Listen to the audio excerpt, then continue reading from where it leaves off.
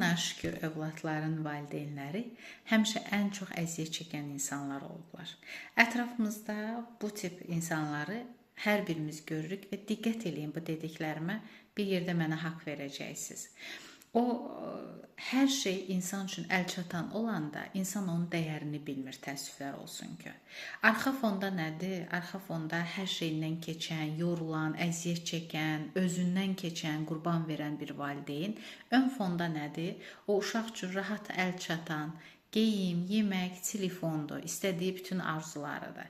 O uşaq heç vaxt dərk etmir ki, bunları əldə etmək üçün əslində valideyn nələrdən keçibdir, valideyn nələri qurban verir. Belə olanda, hər şey əlçatan olanda, beyində dopamin də ifrazı demək olar ki, olmur, azalır. Çünki rahat əlçatan hər şey olanda insan heç nədən həzz almır. Əslində, o uşaqlar elə başa düşür ki, hər şeyi rahat görəndə, elə başa düşür ki, elə həyat bu cürdür, elə belə də olmalıdır, rahatçılıqlı olmalıdır. Əslində, onlar egoist uşaqlar deyirlər. Biz onlara bəzən deyirik ki, egoistdirlər o uşaqlar. Egoist deyirlər. Sadəcə dəyərin nə olduğunu bilmirlər. Bu dəyəri də biz onlara öyrətmirik, təəssüf ki.